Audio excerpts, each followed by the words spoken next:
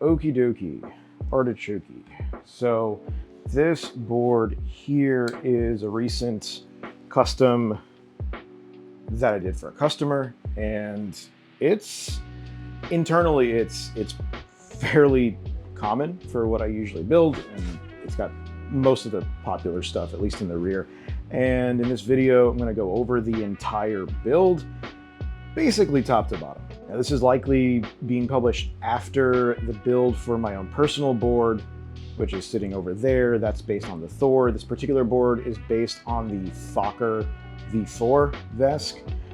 And other than that, I don't want to say bog standard like it's a bad thing. This is my favorite kind of board to build because I kind of know that everything going into it is reliable and bulletproof, and it's just going to work. This is the kind of setup that most of the locals around me ride, whether it's Long Island or in the boroughs, and it's the kind of configuration that's been working for like 3 years without issue, and that's something that I really do appreciate. Now, as you can see, this is an XR-based build. WTF Varials, love the way they look. Has an MT hub on an XR Hypercore, so you have the 5-inch Enduro on there. That's the 555, I believe. I really like that tire, a bit more than the 655. And you've got Kush pads on the front and rear, and bang bumpers on the front and rear. Battery is a meat pack, dead reliable. Torque bumper for the rear, well, bang torque bumper for the rear. And the FOCer V4 has the momentary switch. And once it boots up, when it's up, you have the battery meter on the front. When it's idle down, you have that lovely animation on the front and rear.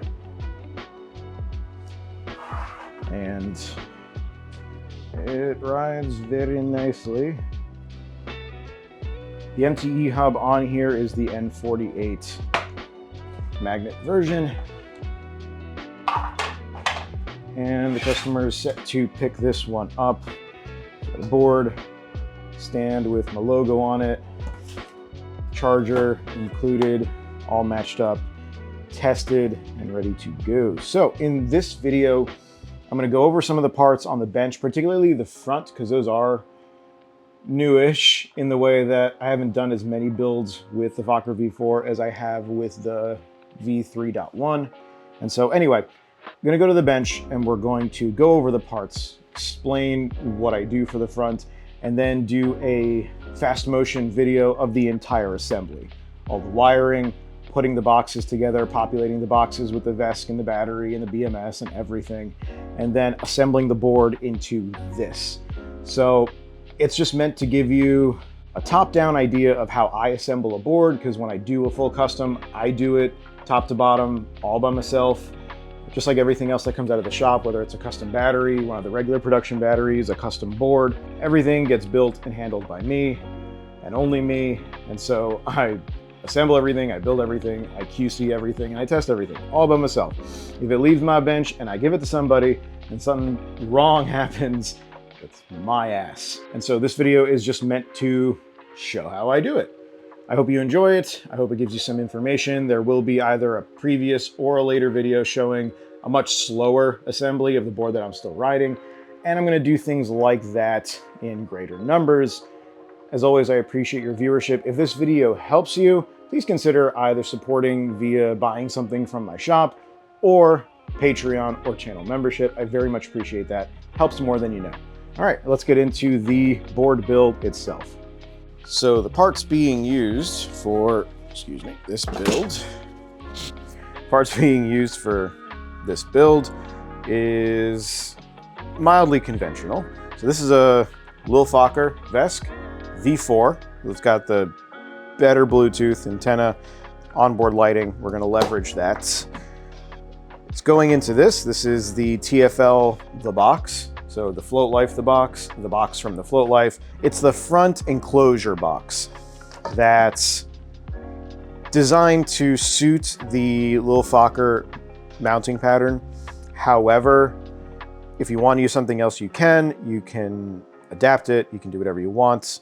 I do have a VESC that I will just re-drill another of these boxes for, and I'll deal with that. But in this case, this is sort of like a multiple stage interpretation of the original 3D printed flow glider style front box for VESC boards.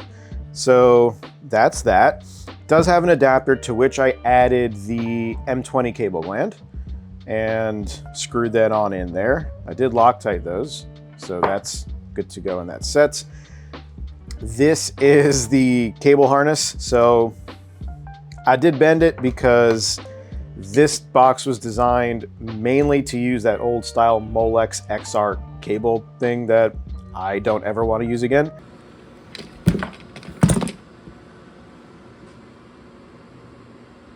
And so there is a bent path to the rail. And so really this with a heat gun, you do that and then it'll seat in the rail fine. This is made using the 14 core float box all-in-one cable that I carry on the store. I love this. I use it for everything. It is the most convenient and, in my opinion, still the best cable harness option. And so that's what I'm using for that. Chances are for the higher speed assembly section of this video, you will see me turning this from a cable into the harness for at least a little bit. And all the other things are connectors and adapters. This is all stuff that I make myself. I don't like ordering stuff if I don't have to, because solder joints are one of the things that I see most often from factories or folks who are not really practiced. That's where a lot of failures can happen, and it's the hardest thing to spot. A bad solder joint, cold joints, stuff like that, it can introduce issues, and it'll take forever to find out that that's what the issue is. And so stuff like this, I just get the parts and I make them myself. So this, I cut these wires, make them myself. And so this is the Molex for the XR motor. Power button, it's momentary, wired it up for that. This is the motor hall sensor connector, wired it up myself. Foot pad connector, charge port.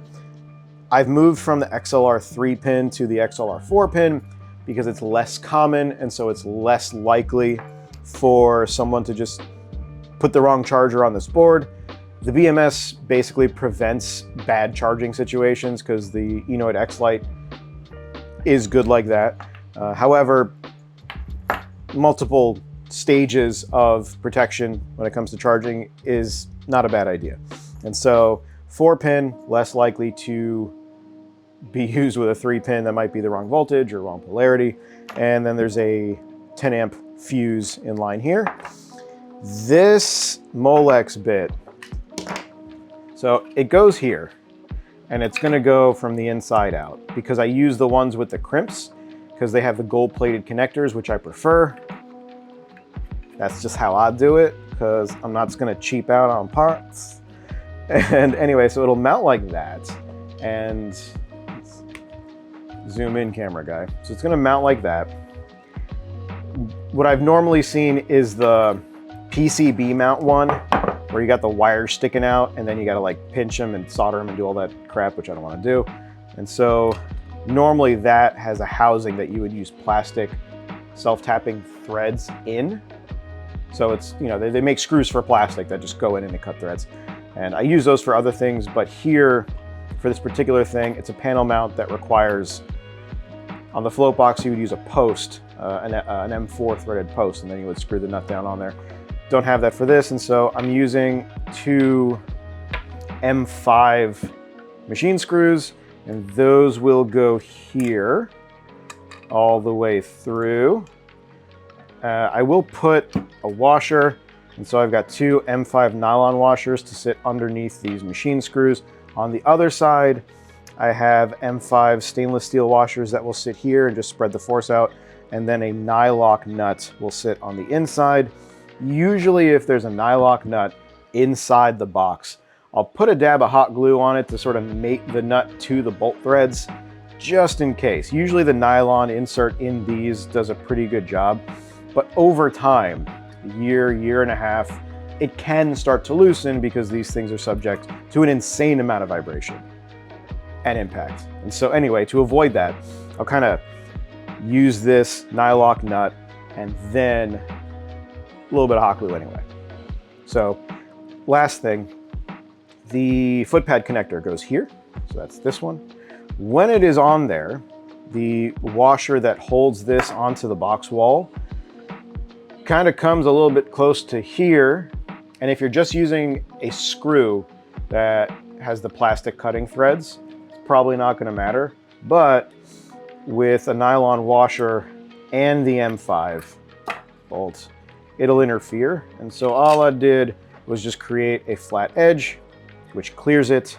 And I just did that with some flush cutters, just cut a flat edge on there, and then it sits underneath the head of the bolt. It clears for the connector washer, and that's all fine. And so now that that is done, I can get to assembling this. The FOCer will be screwed down because the box has threaded holes. It doesn't have posts that you would then put it on and then use nuts to secure it down. It has threaded holes. And so they include these screws. And what I've done on these screws, rather than use Loctite, which will then cure, I use Vibratite VC3. I buy a bunch of these little tubes because if you buy it in that big jar with the brush, it'll go bad. The cap kind of seizes on after the stuff dries. It's not worth it. So it's just easier to use these. These run out, you grab a new one. I'll have photos of these things in an article linked in the description below. And so if you're curious about some of the details of this assembly here, and you want a closer visual, a static visual of it, that'll be there. I'll throw in some explanatory information or whatever, and that will be that. And so torque box, all right, I usually keep a bunch of these on the shelf. Half of them get like prepped with a taillight. So this has the 5-volt RGBW taillight that goes into most boards that use a FOCer, and the headlight is it's an L. I'm gonna grab it. So this is the headlight I'm using. It's an LN2 headlight. These are developed, or designed rather, by Leah, who is the designer of the front box for the Thor and that miniature Onewheel that's really cool. Anyway, they designed these headlights originally for the Elm box and the AV box, but they sit really well here. And so this one has thermal tape, and I've soldered on the JST connectors. And so this will sit, it will adhere to the handle of this box, which is aluminum and will act as a heatsink. And then it will, I have it upside down. And then it will sit in the window, and we will get our RGBW headlight. These lights are really bright, and so that's a good thing. And that's how we're doing the parts here. And then the rest of this, once this guts kit is together, it'll go into the rails that the customer brought with their motor. It's an XR motor with an MTE hub on it, and then that'll just go together. So for the rest of this video, it's just going to be commentary as I'm watching back the fast motion video. Well, this part is not fast motion, but so this is just same overhead shot as I often do on the bench, and here I am using the heat gun to bend the power cable. So it's a pretty strong heat gun. You don't want to melt the outer jacketing, but as mentioned with that cable curve, to match the original stock XR harness, you kind of have to reproduce it in this case. I really wish that cable gland was kind of angled a bit on that cable gland adapter. It's not, and so, you know, got to make it work. And this is a longer length of cable, and I mark what I need and then mark where to remove the outer jacketing. And so usually when I do a cable, this is how I do it. I will mock up where I want the very last termination to be in the front and the rear. I will mock up where it's going to go. I add a little bit in the middle to assume that it's going into like an axle carrier block, and then it lands basically where it's going to land in the rear. I usually do the front before I do the rear. In this particular build, I did it a bit differently to practice just making a cable harness. I rarely ever just make a cable harness. So in this case, I tried to, sort of make it all one thing with the cable glands. I always just do the front first, and then I do the rear. So in this case, I trim the rest of the wires to length, both the front and the rear, by mocking up where things are going to sit, the BMS, the battery, the VESC, the light connections, the CAN connection for the BMS, all that stuff. And I do my best to make sure that the sheathing lands right behind where the cable gland seals, and mock up where the discharge connector is going to go. That's the larger power wire. And trim out the extra wires I don't need. I like this 14 core cable because it's got more than I usually need. Very rarely do I use all the wires, and it just works. Moving into the assembly of the front box, this is just taking the bare front box and installing the connector set that I made. I keep a silicone O-ring assortment, and I've had it for a while, haven't finished using it yet. And in this kind of instance, I'm not sure, because usually you can feel when an O-ring engages. I'm not sure exactly if those were sealing perfectly, so I did run a very thin bead of silicone sealant around the silicone O-ring and then cinch that down just to be sure. And the rest of it kind of just went in as I explained it in the earlier segment. In this particular case, you have to brace the nylock nut with the appropriately sized wrench and then use the driver on the other side to cinch it down. That's all fine. And then the rest of the box just kind of went together. This is a very tight fitting enclosure. I'm used to the larger ones. When it shifted from having the old school flow glider mount to the easy access lid where you could pop it off while it was still installed in the frame rail, the boxes got bigger because you didn't need all that extra space for those massive Molexes. In this, if you're going to use it with the stock XR connectors, you do need the space, but in this case, I had gotten used to more real estate in a box, and so I had to sort of readjust back to working in a smaller box. And here I'm doing the rear terminations and putting the cable gland back on. It's actually harder to do it that way. The way I usually do it is I leave the back totally bare, and then after the front is completely populated with the connectors and the terminations, I will then put the cable into the rear box and then do the connectors. And this time I did not do that. Here I am connecting everything and bench testing everything. And that's always a good idea. I would love to say I do it every single build. I don't, and a lot of the times I get lucky, and sometimes I don't get lucky, and I have to open the box back up and figure out what I did wrong. In this case, I am checking that the VESC boots up, that the light control and reflow package works. I'm checking that the sensors actually register properly. I'm checking everything, and I use the blue painter's tape just to make sure that, I'm not shorting anything. Nothing's under pressure. It's not like compressed or installed, just kind of blocking it off so I don't blow anything up. And once you're done bench testing, you can have a decent idea that when it goes together, it's going to work like you expect it. So knowing that the light bars work, knowing that the VESC can drive them properly, I'm now installing that light bar, and I'm adding a little bit of foam in the side corners where there's no LED.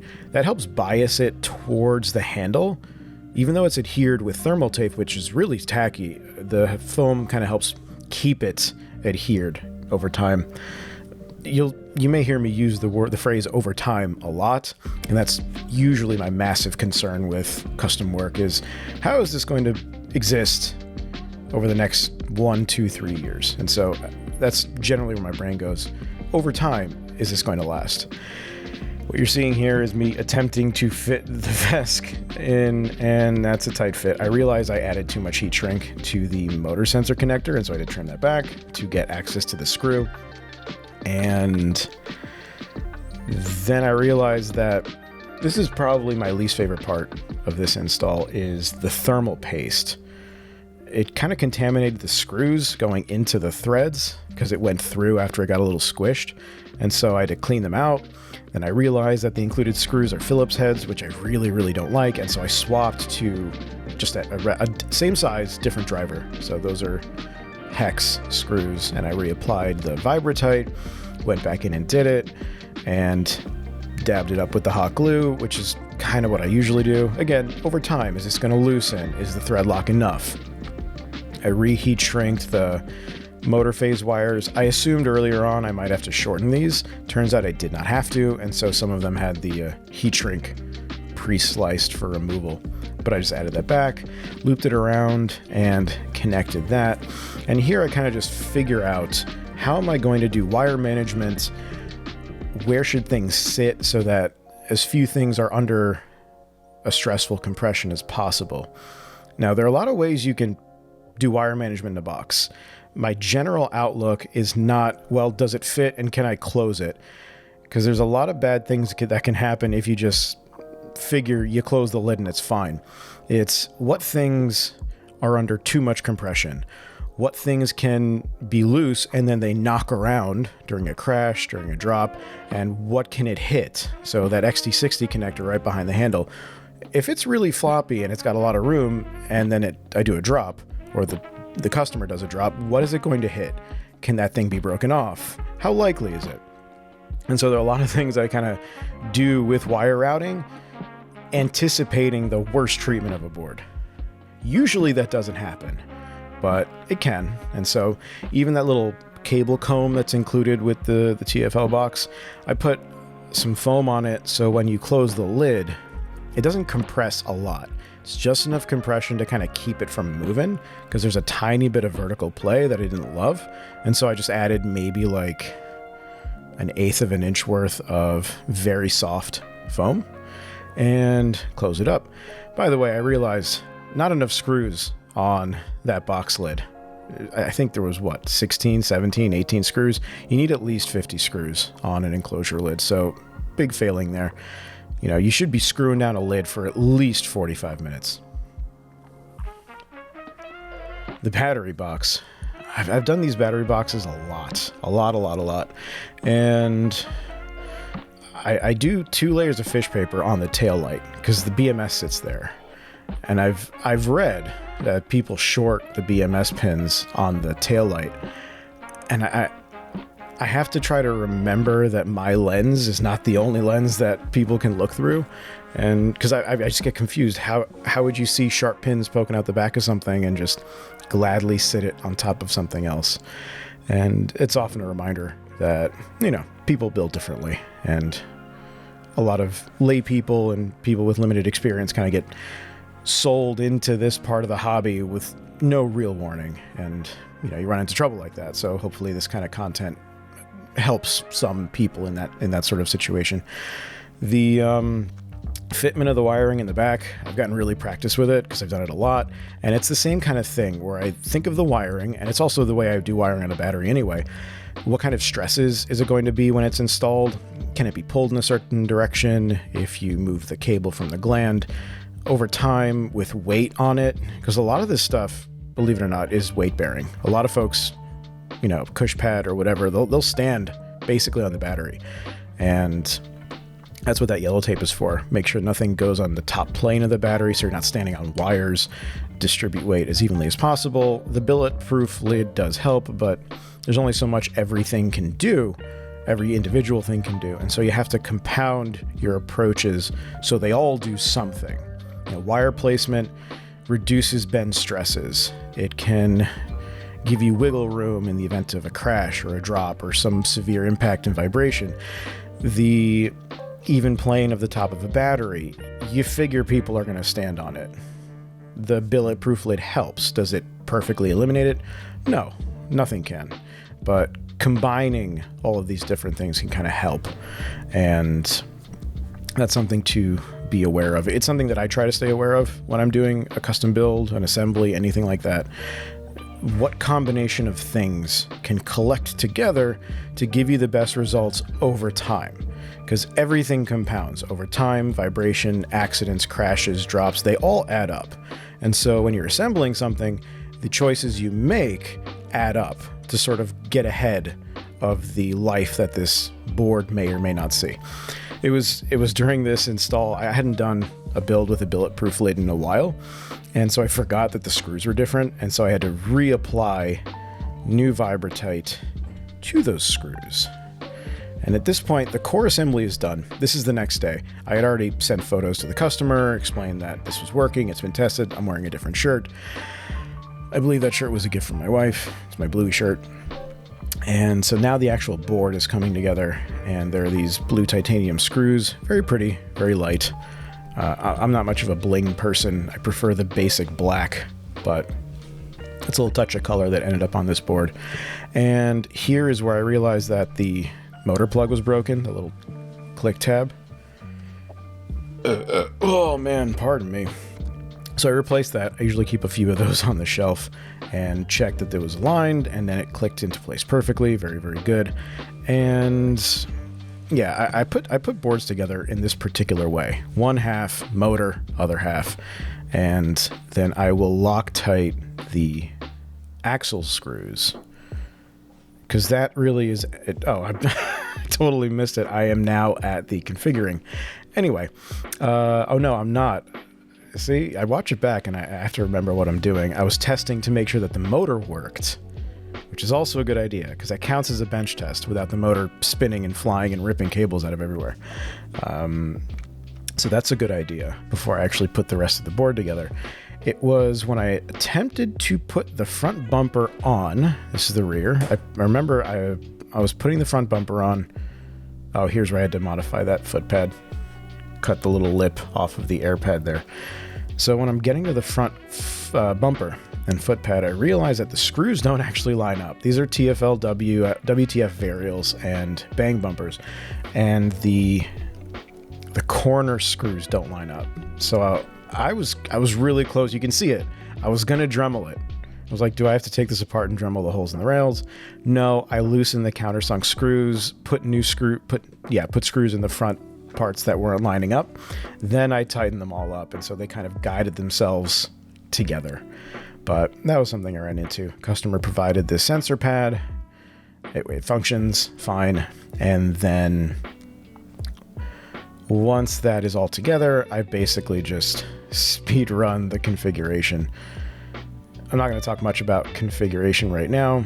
I'm used to doing it, and so I can usually kind of knock that out in 10 minutes. If I'm not distracted, I get distracted pretty easily. And it's interesting when I get customers or people that need help with configuration. The IMU calibration seems to be, at least for me, where folks get a lot of like hang-ups, and I find that to be the most straightforward part. The motor configuration is always weird, especially when you're tuning the FOC values. That stuff kills me. But the IMU calibration is just, it's a walk in the park. I really enjoy doing it because it's so straightforward. And so thank you to Mitch, I believe, who wrote that wizard. So I tossed in a text. Oh, the video's done. I tossed in a text, thank you to Mitch, but thank you again here at the end of the video. And so as I'm recording this commentary voiceover, my screen is now blank. I might just toss in some other B-roll here just to take up some visual space. But I really appreciate your viewership. I hope, at least in part, that this was helpful so you could have a top-down, top-to-bottom view of how I put together this sort of build. And I realize I'm repeating myself from the beginning of the video, but I do appreciate you watching it all and making it to this part of the video. And there will be more content like this. This is just one particular job that I did, and either before this or after this will be a very long, drawn out, possibly boring build video of the board that I ride every day. And I've come to enjoy doing this for builds, and so I'm just going to keep doing it. All right, take care, be well.